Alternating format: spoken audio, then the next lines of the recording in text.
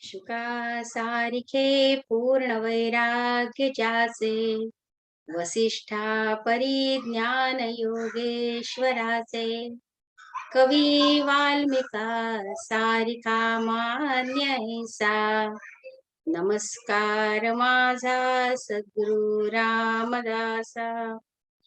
मला वाटते अंतरित्वा वसावे, तुझ्या दासबोधासी बोध व्हावे. अपत्या परी पाजवी प्रेम रसा, महाराज या सद्गुरु रामदासा. श्रोता वक्ता श्रीराम समर्थ. जय जय रघुवीर समर्थ. साप्ताहिक जनमंगलच्या माध्यमातून ऐकणाऱ्या समस्त श्रोतवर्गाला सादर प्रणाम. आज दिनांक 14 नोव्हेंबर 2021. आज आपल्याला माहिती आहे की आज बाल दिन आहे. स्वतंत्र भारताचे पहिले पंतप्रधान पंडित जवाहरलाल नेहरू यांची जयंती आणि यांच्या जयंतीच्या निमित्ताने हा बाल दिन साजरा केला जातो. कार्तिक शुद्ध एकादशी याला प्रबोधिनी स्मार्त एकादशी असं म्हणतात. आता हा बालदिन करताना प्रत्येकाचं अंतःकरण बालकाप्रमाणे निर्मळ आणि शुद्ध असावं, ह्या एका हेतूने आपण बालदिन साजरा करतो. बालक कसे असतात? शुद्ध असतात, मनाने एकदम निर्मळ असतात. काही त्यांच्यामध्ये आपपर भेद नसतो आणि हा आपपर भेद बालकांसारखा नसतो. तो बालकांमध्ये जो नसतो तो संतांमध्ये सुद्धा नसतो. म्हणून बालक आणि संत किंवा वृद्ध आणि संत, वृद्ध आणि बालक हे सारखे असतात आपण असं म्हणतो. हा बालभाव आपल्यामध्ये सतत राहायला पाहिजे. बालभावामध्ये कोण होतं संतांपैकी? तर रामकृष्ण परमहंस नेहमी बालभावात राहत होते. ते त्यांचं हास्य असं बालकांसारखं हास्य होतं, निर्मळ होतं, निर्वाज्य होतं आणि ते कसे शांत, खोडकर असे, खेळकर अशा मनस्थितीत नेहमी राहत असत. तर असा गुरु कसा असा गुरु आहे की तो परमात्मा परेशू ऐसा ज्याचा मती प्रकाशू. असा गुरु असेल ज्याच्या मतीमध्ये असा प्रकाश आहे किंवा ज्याचं बुद्धी हा निश्चय करतं की हा गुरु कसा आहे? परमात्मा आहे आणि हाच परेशू म्हणजे हाच मोठा भगवंत आहे. आणि हा बालक दिन आपण याच्यासाठी साजरा करायचा की हे बाल सुद्धा निर्मळ आणि शुद्ध असतात. ते निर्मळ आणि शुद्ध मन आपल्यामध्ये सुद्धा असावं, म्हणून हा बालदिन साजरा करायचा. चला पुढे आता आपण बघूया की समर्थांनी आता 7वा दशक सुरू केला होता आणि 7व्या दशकानंतर पहिला समाज त्याच्यामध्ये होता मंगलाचरणाचा. मंगलाचरणामध्ये त्यांनी प्रथम गणेशाचं वंदन केलं, नंतर शारदेचं वंदन केलं, सोबतच सद्गुरूंचं वंदन केलं आणि त्यानंतर ते आपल्या मुख्य विषयाला वळतात आहे. आणि इथे त्यांनी सांगितलंय की सद्गुरू आपण काय बघितलं तर मागच्या वेळेला की ऐसा सद्गुरू पूर्णपणे त्रुटे भेदाची कडसणी देह म्हणे लोटांगडी तया प्रभूसी, साधू संत सज्जन वंदनीय श्रोते जन आता कथानुसंधान सावध ऐका. आता पुढे मी काय सांगतो ते तुम्ही सावधपणे ऐका. आता हे मंगलाचरण मागच्या वेळेस मी सांगितलं त्याप्रमाणे हा पूर्ण याचा 6 दशकांचा रिव्ह्यू म्हणायला हरकत नाहीये, कारण इथे सुद्धा त्यांनी संसार कसा खोटा आहे ते सांगितलेलं आहे. त्याचबरोबर सद्गुरूंचं सांगणं कसं असतं, या संसारातलं आत्मज्ञान आपण कसं घ्यायचं हे सांगितलंय. आणि तेच पुढे सांगताना ते म्हणतात की नाही सत्वाचे चांदणे काही मार्ग दिसे जेणे, तेणे सर्व भ्रांतीचे निगुणे आपे आपण दिसती श्रीराम. मनुष्य कसा असतो बरं? मनुष्य कितीही सांगितलं त्यांना की सत्व गुणाचा आधार घ्या, किती सांगितलं की संसार हा खोटा आहे, त्यामुळे तुम्ही त्या संसारातून बाहेर व्हा, पण तो नाही, सारखा संसारामध्ये लिप्त असतो. त्याला ते सगळं आवडत असतं, कारण त्याच्यावर फार प्रेम असतं. त्या संसारावर अतिशय प्रेम असतं आणि त्यामुळे तो संसारात अधिकाधिक ओढल्या जातो. जिकडचं जे आकर्षण आपल्याला जास्त असेल तिकडे मनुष्य ओढला जातो.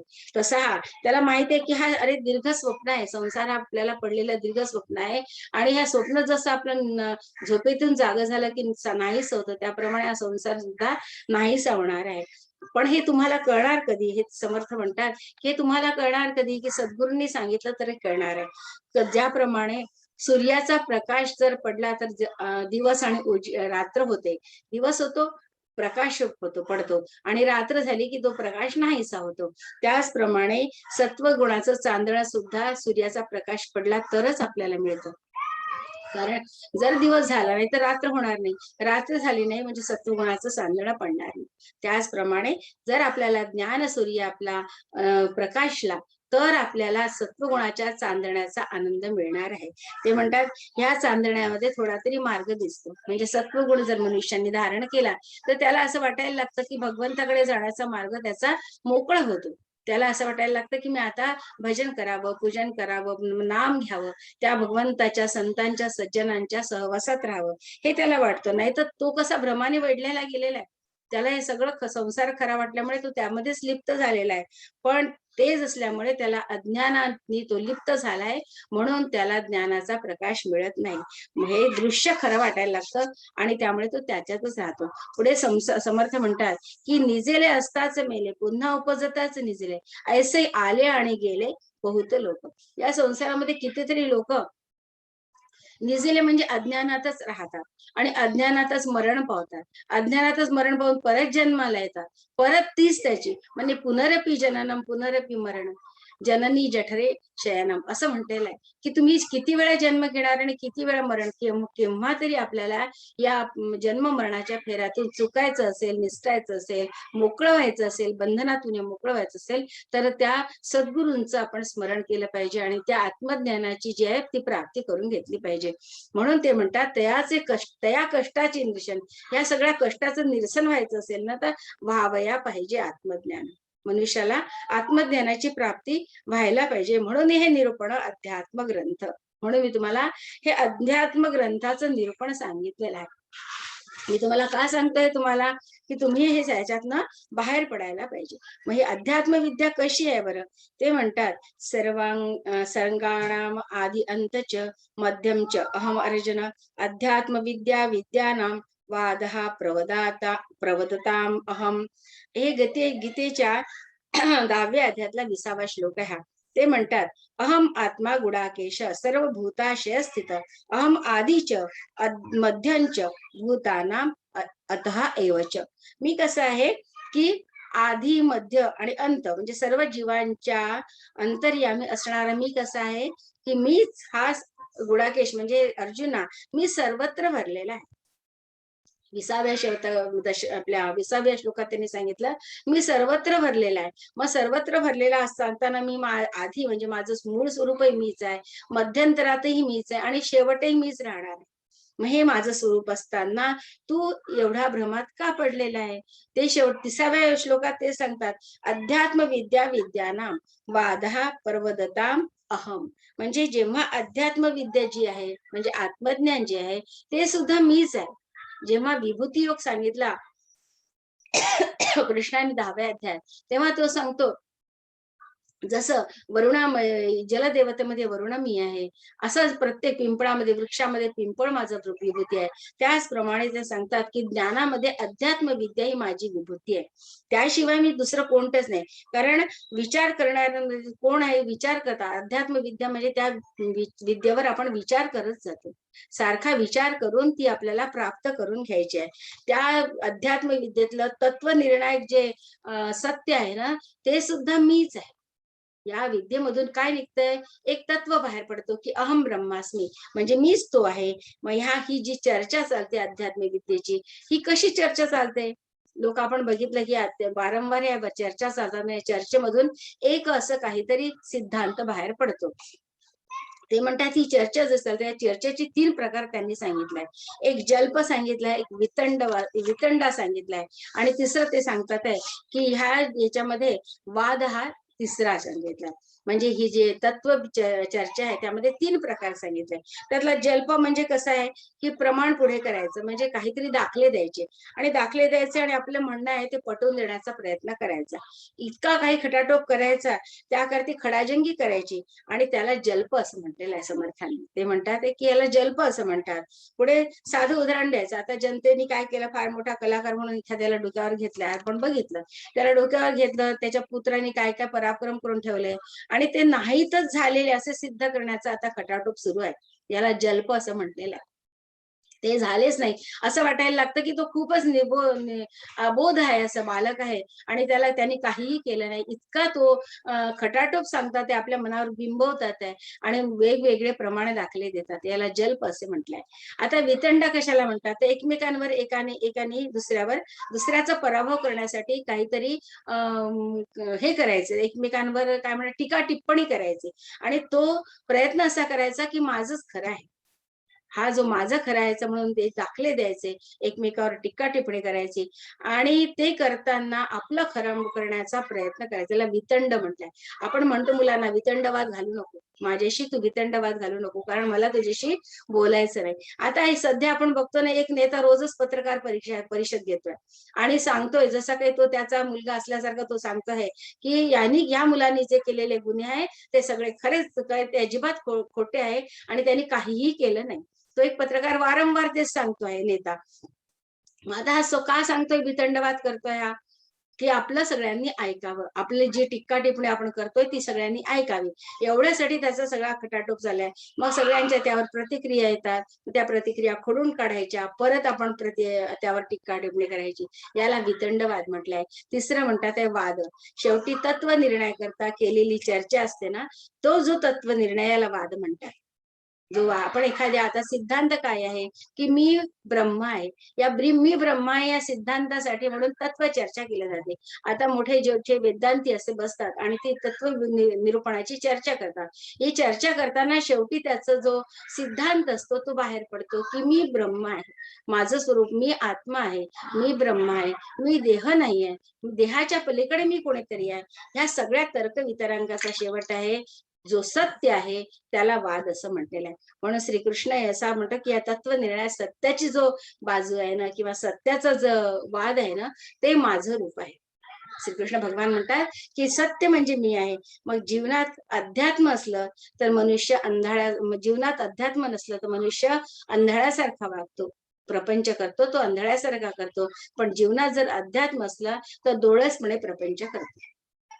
आता ज्याला जसा अंधाळा चाचपडत राहतो, केवढा उजेड असतो बाहेर लख्ख, पण तो जसा चाचपडत राहतो तसा अंधाळा मनुष्य सारखा चाचपडत राहतो. म्हणूनच जो अज्ञानी असतो प्रपंचात, तो जो काहीच आध्यात्मिक विद्येकडे किंवा या भगवंताच्या विद्येकडे वळतच नाही, तो अंधाळ्यासारखा वागत असतो. त्याला अंधाळ्यासारखा त्याचा प्रपंच चालू असतो. ते म्हणतात, तो नेहमी म्हणतो माझा संसार आहे, माझं मुलंबाळ आहे, असं आपलं आपलं करून आसक्तीने तो या संसारात गुरफटतो. आणि हे करतो कसा, तो अज्ञानात करतो. हे गुरफटलेलं असतं, हे तुझं माझं त्याचं सतत चालू असतं. आणि असा ज्ञानी असा प्रपंच करतो का? ज्ञानी देखील प्रपंचच करतो, इतर माणसांसारखा तो देखील प्रपंच करतो, पण तो माझं माझं म्हणताना तो तितकाच लिप्त असतो, तो तितकाच आपुलकीने बोलतो. पण ते करताना त्याला मनामधून अंतर्मनातून माहित असतं यातलं काहीही खरं नाही, यातलं काहीही खरं नाहीये. गोंदवलेकर महाराज प्रपंच करत, दुसरी पत्नी सुद्धा त्यांनी केली होती आणि मुलं झाली होती, सगळं झालं त्यांचं, पण तरी सुद्धा या प्रपंचामध्ये राहून सुद्धा ते अंतर्मनातून इतके अलिप्त होते, निस्पृह होते की त्या यात राहून सुद्धा ते वेगळे राहते. त्यांच्या भावाचा आणि त्यांचा एकदा त्यांच्या भावाने त्या जमिनीच्या वादावरून त्यांच्यावर खटला भरला. आता खटला भरल्यानंतर कोणालाही वाटेल की महाराज आहे ते सोडून देतील खटला, पण व्यवहारामध्ये महाराज तेवढेच पक्के होते.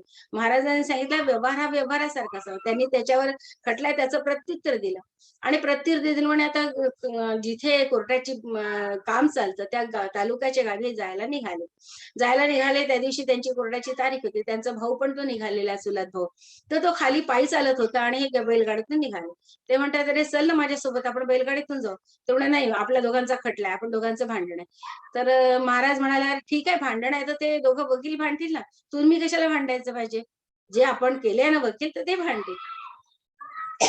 कसा तरी तो त्यांच्या गाडीत बसला आणि त्यानंतर तो मध्ये जेवणासाठी महाराजांनी शिदोरी घेतली होती, भाकरी चटणी काय घेतली असेल, एका झाडेखाली ती थांबवली गाडी आणि आपली शिदोरी सोडली. भावाला म्हणतात तू पण जेवायला ये, तर तो म्हणतो नाही नाही, आपल्या दोघांचं भांडण आहे. अरे भांडण तर वकील करतील, आपण दोघांनी का भांडायचं आहे आपल्याला, हे तत्वानी भांडणं सुरू आहे आपले, तू आणि मी काही शत्रू नाही आहे. आणि असं नंतर ते खटला सांगायचं म्हणजे तो खटला ते जिंकले, पण ती जमीन त्यांच्याच ठिकाणी आली आणि त्या भावाला ते म्हणाले आता ही जमीन तुला मी दान दिलेली आहे. जे व्यवहाराच्या ठिकाणी आहे ते व्यवहारात तेवढेच पक्के होते, कारण मनुष्याने भोंगळ कारभार कधीही करू नये. ते सांगता समोर जसे जसे संत वागतील ना, तसं तसं सामान्य मनुष्य मनुष्य वागतो. म्हणून व्यवहारात सुद्धा ते पक्केच होते. त्यांनी तेवढाच उत्तम असा प्रपंच केलाय. पण नेहमी अंतर्मनात ते आपल्यासारख्याने ती जमीन परत दिली असती का? नसती दिली.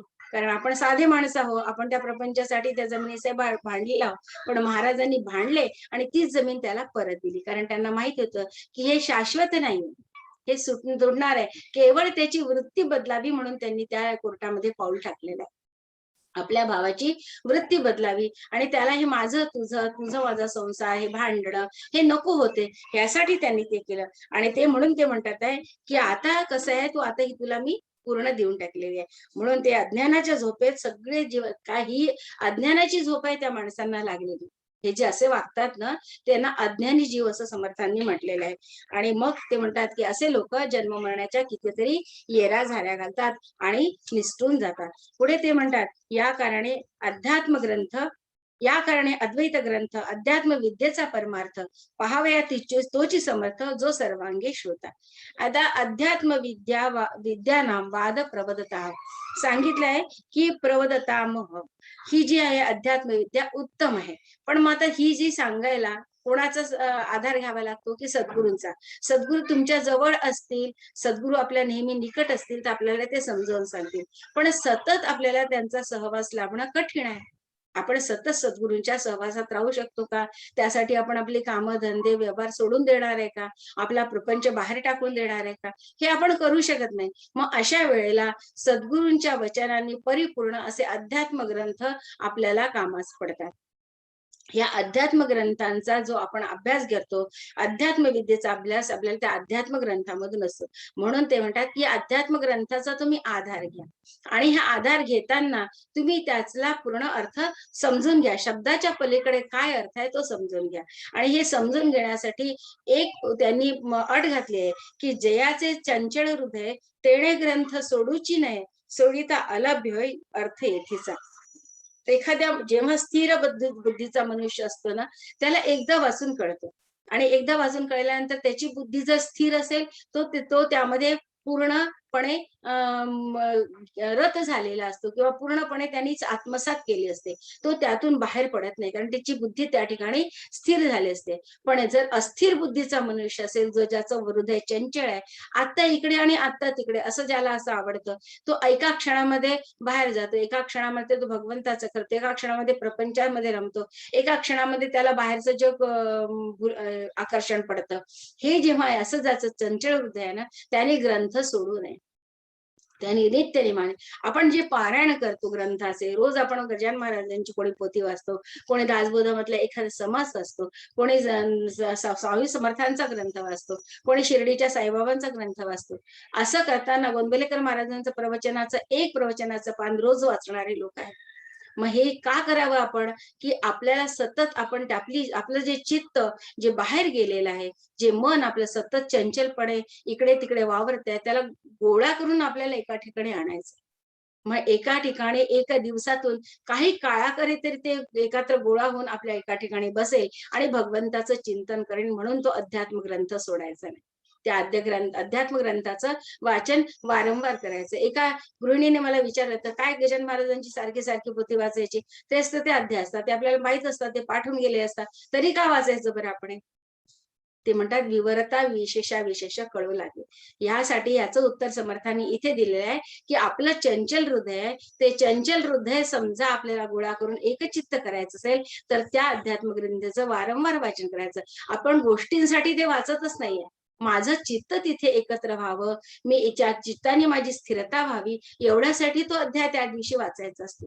आणि त्यासाठी आपल्याला जर रोज वाचायचा, एका नैमित्तिक वेळेला आपण जर वाचायचं ठरवलं, तर आपलं चित्त बरोबर त्या ठिकाणी धाव घेतं, की नाही माझं वाचायचं राहिलं. रोज व्यंकटेश स्तोत्र म्हणा, रोज तुम्ही काय म्हणा, रामरक्षा म्हणा. काहीतरी स्मरण केल्याशिवाय आपल्याला आपलं चित्त स्थिर होणार नाही. म्हणून त्यांनी अध्यात्म ग्रंथाचं काय करायचं, त्यांनी तो तेणे ग्रंथ सोडू नये. समर्थांनी सांगितलं, तेणे ग्रंथ सोडूची नये. लावलेला आहे तिथे. म्हणजे आग्रह केलेला आहे. सोडिता अलभ्य अर्थ येते. जयास जोडला परमार्थ तेणे पाहावा हा ग्रंथ, अर्थ शोधिता परमार्थ निश्चय माने. ज्याने जोडला परमार्थ, ज्याला वाटलं की आता मला परमार्थ करावासा वाटतोय, त्यांनी काय करायचं, तेणे पाहावा हा ग्रंथ. हा ग्रंथ म्हणजे इथे हा म्हणजेच समर्थांचा दासबोध नाही म्हटलंय समर्थांनी. तिथे ज्ञानेश्वरी वाचायची असेल तर ज्ञानेश्वरी वाचा, तुकाराम बुवांची गाथा वाचायची असेल तर गाथा वाचा, एकनाथी भागवत वाचायचं असेल ते वाचा. तुम्हाला तुमच्या मनाने काय घेतलंय, कोणता ग्रंथ तुम्ही मस्तकी धारण केलाय, तो आपण आपला ठरवायचा आहे. पण त्या ग्रंथाशी आपण काय करायचंय, अनन्य भावाने त्या ग्रंथावर शरण जायचंय. त्या ग्रंथातला एक भाग आपण रोज वाचायलाच पाहिजे, रोज त्याचं मनन केलंच पाहिजे. म्हणून त्यांनी सांगितलंय की तो काय करावा, तेणे हा ग्रंथ पाहावा, अर्थ शोधिता परमार्थ निश्चयपणे. आणि नुसतंच पाहावा नाही, त्या प्रत्येक शब्दातला अर्थ शोधून घेण्याचा प्रयत्न करावा. प्रत्येक ओवी जर आपण या ग्रंथातल्या एका ओवीचा जर अर्थ रोज जर बघितला ना, तर मला वाटतं हे निरूपणाचे जे सत्र आहे आयुष्यभर चाललेच, दासबोध ग्रंथ संपणारच नाही. 7,000 ओव्या आहेत हे आपले 7,000 दिवस तर नक्कीच लागतील आपल्याला अशा.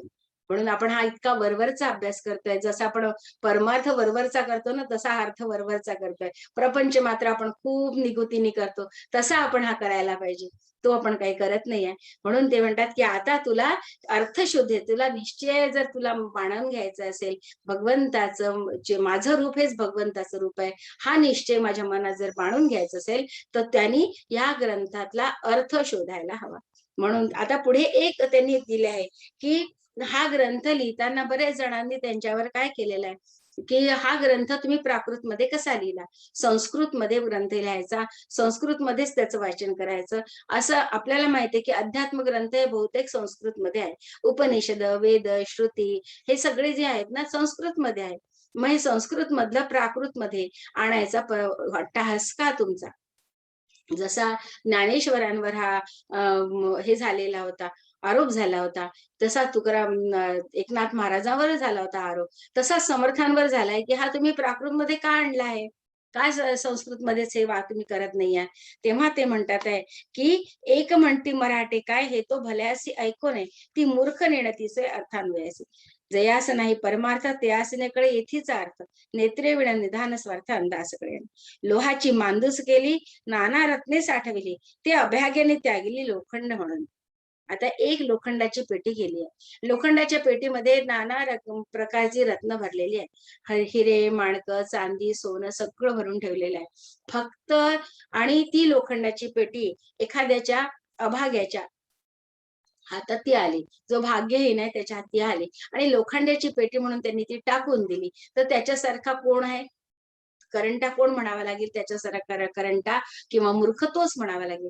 केवळ लोखंडाची पेटी म्हणून त्यांनी जर त्या हिरा माणकांचा आणि सोन्याचा आणि चांदीचा त्याग केला, तो तो अतिशय मूर्ख आहे. त्याचप्रमाणे केवळ मराठी ग्रंथ आहे म्हणून तो टाकून देऊ नये, मराठी म्हणून तो टाकू नये. संस्कृत मधलं जे वाङ्मय आहे तेच मराठीत आहे. मराठीत त्याचा अर्थ इतका सोपा आणि सहज करून दिलेला आहे आपल्याला समर्थांनी, की आपल्याला ते सहज लक्षात येतं. या ज्या संस्कृत ग्रंथामध्ये जे आपल्याला कठीण कठीण वाटलं, ते मला काही समजत नाही बाबा, आम्हाला तुमचं ते संस्कृत, असं म्हणणारे अजूनही कितीतरी लोक आहेत. जे आता सुशिक्षित लोकांचं इतकं प्रमाण वाढलंय तरी ते म्हणतात त्या संस्कृत मधलं आम्हाला काही समजत नाही, आम्हाला ते तुमचं मराठी सोपं सोपं सांगा. आता इतका मराठीतला समर्थांचा सोपा ग्रंथ तो सुद्धा आपण समजून घेण्याचा प्रयत्न करतो, त्याचा अर्थ आपल्याला पटकन लागत नाही काही काही ओव्यांचा, आणि तो अर्थ समजून घेण्यासाठी आपला खटाटोप चाललेला असतो. मग संस्कृताची तर भाषा आणखीच वेगळी आहे. मग समर्थांनी सांगितलंय, तरी यांच्यावर असा आरोप झालाय की तुम्ही का केला. ते म्हणतात की त्याच्यासाठी त्यांनी उदाहरण दिलं की लोखंडी जे जर पेटी दिली आणि त्याच्यात अनेक जर हिरे माणके भरले, तर ती लोखंडाची पेटी जशी आपण टाकून देत नाही, तसाच हा ग्रंथ सुद्धा प्राकृत आहे, मराठी भाषेत आहे, म्हणून हा टाकून देऊ नका. कारण जेवढं वेदांत आणि सिद्धांत त्या संस्कृत ग्रंथामध्ये सांगितलंय ना, तेवढेच वेदांत आणि सिद्धांत या मराठी ग्रंथामध्ये सांगितलंय. आणि मंदबुद्धीच्या लोकांनी विचार केल्यामुळे तो ते टाकून देतात. काय कारण काही काही लोकांना परमार्थात रस नसतो, केवळ चर्चेमध्ये रस असतो, केवळ त्यांना टीका टिप्पणीच करायची असते किंवा त्यांच्यावर काय म्हणतात त्याला दोषारोपणच करायचं असतं. असेच लोक हे काम करतात. ते प्राकृत आहे की संस्कृत आहे यासाठी ते काय करतात. तैसे प्राकृती अद्वैत सुगम आणि सप्रचित अध्यात्म लाभे अकस्मात तरी अवश्य घ्यावे. तशाप्रमाणे हा प्राकृत ग्रंथ असला तरी तुम्ही अवश्य घ्या. आणखी एक महत्वाचा मुद्दा, जे संस्कृत आतापर्यंत सगळं अभिज्ञ होतं, कोणाला माहिती नव्हतं संस्कृतामधला इतका घन आणि सुंदर अर्थ काय आहे. तो जो वेदांताचा श्रुतीचा अर्थ दिला तो कोणालाच माहित नव्हता. जेव्हा हा ग्रंथ प्राकृतामध्ये आला आणि आपल्याला तुकाराम बुवांनी म्हणा किंवा नाथ महाराजांनी म्हणा, ज्ञानेश्वर महाराजांनी म्हणा आणि रामदासांनी हे कसं आपल्याला मोकळं सोपं करून दिलं, तेव्हा आपल्याला कळलं की संस्कृत मध्ये एवढा गहन अर्थ भरलेला आहे. हा एक या ठिकाणी मुद्दा आहे. जे संस्कृतातलं सगळं वाङ्मय त्यांनी इथे आणून दिलेलं आहे, सोपं करून दिलंय. तुम्हाला आपण म्हटलं अपत्यापरी पाजवी प्रेमरसा, मला तू तुझ्या अपत्याप्रमाणे हा प्रेमरस पाजव. ह्याच्यातलं या पुस्तकातलं किंवा या ग्रंथामधलं ज्ञान मला तू दे. त्याचप्रमाणे समर्थांनी हा ग्रंथात ज्ञान भरून ठेवलंय, ते आपल्याला प्रेमाने ते पाजतात आहे. हा एक मोठा आरोप त्यांच्यावर झाला होता की संस्कृतमध्ये का केलं. आपल्याला माहितीये की हरिपंडितांची अशीच एक गोष्ट आहे. हरिपंडित संस्कृतचे गाढे अभ्यासक होते, म्हणजे नाथ महाराजांचे मोठा मुलगा. आणि हरिपंडितांना फार राग यायचं की आपल्या वडिलांनी ज्यांना संस्कृत येतं त्यांनी प्राकृत मध्ये एकनाथी भागवत का लिहिलं बरं. त्यांना फार राग यायचा आणि ते म्हणाले की वडिलांशी त्यांचा फार वाद व्हायचा तेवढ्यासाठी. ते एकदा ते निघून गेले घरातून आणि घरातून निघून गेल्यावर नाथांनी इकडे एकनाथी भागवत गेलं आणि काशीला ते फिरत असताना एके ठिकाणी त्यांना दिसलं की एक मोठी ग्रंथदिंडी निघते आहे आणि डोक्यावर घेऊन काही लोक ती हत्तीवरनं मिरवणूक निघते आणि सगळे लोक भजन करत चाललेले आहेत. आणि त्यांना असं वाटलं मराठी लोक बोलतात आहे म्हणून त्यांनी बघितलं तर त्या ठिकाणी ते पैठणचे सगळे लोक होते आणि एकनाथी भागवत होय त्याची मिरवणूक निघाली होती. त्या ग्रंथ डोईस त्यांनी घेतला होता, त्याची डोक्यावर धारण केला होता आणि त्याची मिरवणूक निघाली होती. एवढा मोठा अधिकार या ग्रंथाचा तिथे होता. म्हणजे मराठी की संस्कृत हा त्या ठिकाणी भेदच केलेला नाही. त्या ठिकाणी तो भेद केलेला नाही. म्हणून आपणही तसा भेद करू नये. कारण भाषा भेदश्च वर्तन्ते अर्थम एकोन संशय पात्रद्वय यथा खाद्यम स्वाद भेदो न विद्यते. काय आहे, भाषा भेदश्च वर्तनते ग्रंथ कितीही भाषेचा भेद केला. आता गुजराती मधून काही ग्रंथ असतात, काही तमिळ मध्ये असतात, काही कन्नड मधून असतात. रामायणाच्या इतक्या प्रती आहे किंवा तुलसी रामायणात सुद्धा कितीतरी प्रकारामध्ये आहे. रामकथा तुम्हाला किती ठिकाणी आढळणार आहे, किती प्रकारातून देशातल्या प्रत्येक विभागामधून रामकथा आहे. मग ती प्रत्येक भाषांमध्ये आहे. त्याचप्रमाणे ग्रंथ हा कोणत्या भाषेत आहे, कसा आहे, यावर आपण चर्चाच करू नये किंवा संशयच घेऊ नये. पात्रद्वये यथा खाद्यम स्वाद भेदोन विद्यते. याप्रमाणे एकच पदार्थ दोन तीन वेगवेगळ्या पात्रांमधून ठेवलाय, वेगवेगळ्या धातूच्या पात्रांमधून ठेवला तरी त्याचा स्वाद जसा किंवा गोडी जशी त्याची नाहीशी होत नाही किंवा दिसे तशीच राहते. त्याप्रमाणे ग्रंथाचं सुद्धा कोणत्याही भाषेतून असू दे, तो ग्रंथ प्राकृत मध्ये असू दे की संस्कृत मध्ये असे, तो ग्रंथातली जी गोडी आहे ती काही किंवा त्यातला अध्यात्म ग्रंथाचा जो तुम्हाला तत्व सांगितलंय ते मात्र बदलत नाही. भाषा पालटे काही अर्थ वाया जात नाही, कार्यसिद्धी ते सर्वही अर्थाच पासी. त्यांनी सांगितलं भाषा शेवटी सोडून देतो आपण. एकदा ग्रंथाची आपण जेव्हा शंकराचार्यांनी म्हटलं तर अहम ब्रह्मास्मी, काय म्हणतात तत्वमसी अहम ब्रह्मास्मी. गोविंदपादांनी विचारले तत्वमसी, शंकराचार्य म्हणाले अहम ब्रह्मास्मी. झालं, 2 वाक्य बोलले पण त्या वाक्याचा शब्द ती कुठल्या कुठे निघून गेले, अर्थ मात्र हृदयात भरलेला आहे. त्यांच्या दोघांच्या हृदयामध्ये अर्थ भरलेला आहे आणि गुरु आणि शिष्याचं सुंदर मिलन या नर्मदे ठिकाठी झालेलं आहे ओंकारेश्वरला. असं हे मिलन केव्हा, कारण अर्थ काय होतो, अर्थाचं कार्य सिद्धी सर्वती. अर्थ हा गुप्त असतो. त्या गुप्त अर्थामधून आपल्याला काय मिळत असतं की जे आत्मज्ञान आहे त्या गुप्त अर्थामधून मिळत असतं. ते पुढे म्हणतात अर्थ जाणे अध्यात्माचा ऐशा शोता मिळेल कैचा, जयासी बोलता वाचेचा अभ्यास चिपुरे. आता एक खंत समर्थांनी या ठिकाणी बोलून दाखवले की मी एवढं अध्यात्म सुंदर प्रकारे तुम्हाला सांगतो आहे, पण मला माहितीये का खऱ्या अर्थाने मला श्रोते कसे हवे असतात. ऐशा श्रोता मिळेल कसा, कोणता श्रोता मला पाहिजे, अर्थ जाणे अध्यात्माचा, ज्याला अध्यात्माचा अर्थ जाणून घ्यायचा आहे असा श्रोता मला पाहिजे. मला कुटुंबाच्या गप्पा मारणारा श्रोताच नको आहे. सारखं हे कसं झालं, ते कसं झालं, महाराज मुलं होतील का, महाराज मला नोकरी मिळेल का, महाराज माझ्या शेतीचं कसं होणार, ह्या प्रकारच्या गप्पा मारणारा मला श्रोता नकोच आहे. मला श्रोता हवा आहे कसा आहे, अर्थ जाणे अध्यात्माचा. ऐसा श्रोता मिळेल कैसा, जयासी बोलता वाचेचा अभ्यासच पुरे. मी बोलताना माझी जी वाचा आहे, मी जी वाणी आहे, माझा हव्यास म्हणजे मी बोलण्याची माझी जी कौतुक आहे, इच्छा आहे, ती माझी परिपूर्ण होऊन जाईल, परिपूर्तता होईल माझी. मला बोलावंसं वाटणार, निशब्द होऊन जाईल जेव्हा मी त्याच्याशी संवाद करेन. तुटे वाद संवाद तेथे करावा. अशा माणसाची वाद संवाद करावा जिथे तुटेल, म्हणजे तिथे निशब्द पण येईल, गळून पडतील शब्द आणि आपण अंतर्मुख हो, तो अध्यात्म आपल्या अंगी भरेल. म्हणून ते म्हणतात परीक्षा असा कसायला पाहिजे तुला, परीक्षावंतापुढे रत्न ठेविताय समाधान, तैसे ज्ञानी यापुढे ज्ञान बोलावे वाटे. मला ज्याप्रमाणे एखाद्या रत्न पारखीकडे आपण रत्न घेऊन जातो आणि तो त्याची पारख उत्तम प्रकारे करतो, त्याचप्रमाणे ज्याला ज्ञान आवडतं त्याच्या समोरच मला ज्ञानाच्या गप्पा माराव्या वाटतात, त्यालाच मला ज्ञान सांगावं वाटतं. बाकी मला कोणालाही ज्ञान सांगावं वाटत नाही. व्यवसायात्मका बुद्धिरेख कुरुनंद बहुशाखा अनंताश्च बुद्धयो व्यवसाय. व्यवसाय जो मळीण त्यासी न कळे निरूपण, येथे पाहिजे सावधपण अतिशय. त्याला सांगतात की व्यवसाय जो कसा आहे, मळीण आहे, जो त्याला स्वतःला व्यवसायामध्ये काही समजत नाहीये, निर्बुद्ध आहे, त्यासी न कळे निरूपण, त्याला यातलं निरूपण काहीही पुरणार नाही. तेथे पाहिजे सावधपण अतिशयसी. या ठिकाणी मनुष्याला अतिशय सावधपण पाहिजे. त्याला उत्तम प्रकारे त्याला अध्यात्माचा अर्थ समजून घेण्यासाठी, आत्मविद्येचा अर्थ समजून घेण्यासाठी तो कसा पाहिजे, सावध पाहिजे, सर्व विषयी सावध पाहिजे.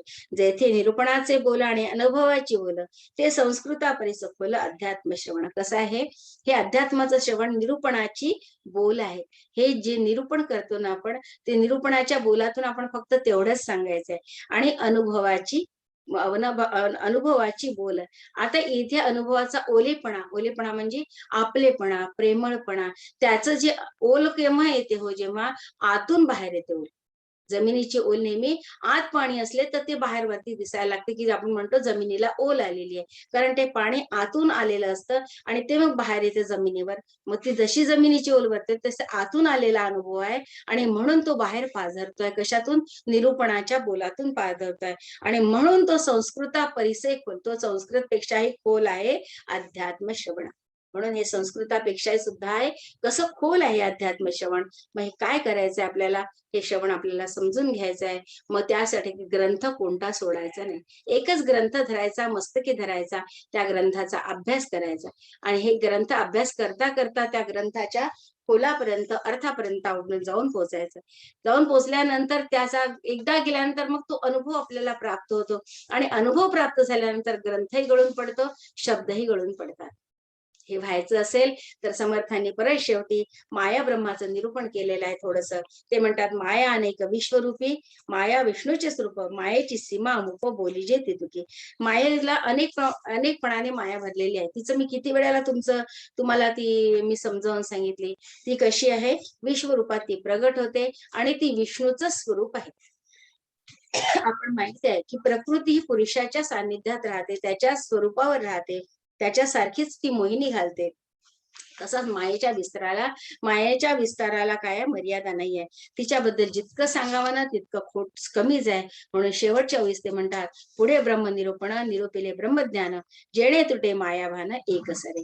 पुढे ब्रह्माचं मी निरूपण केलेलं आहे, ब्रह्मज्ञानाचं निरूपण केलं आहे. आणि त्यामुळे ही जी माया आहे ना, हिचं भान तत्काळ तुमचं नाहीसेल. इति श्रीदास बोधे गुरुशी संवादे मंगलाचरण नाम समास पहिला. श्रीराम समर्थ श्रीराम. याप्रमाणे त्यांनी मंगलाचरणाचा समास संपवला आहे. ते या समासात जे काही सांगितलेलं आहे समर्थांचं, जे जे उत्तम आहे ते सगळं समर्थांचं आहे, जे ज्या त्रुटी आहेत त्या सगळ्या माझ्या आहेत. हे समर्थांचं निरूपण समर्थांच्या चरणी अर्पण करते आणि थांबते. जय जय रघुवीर समर्थ.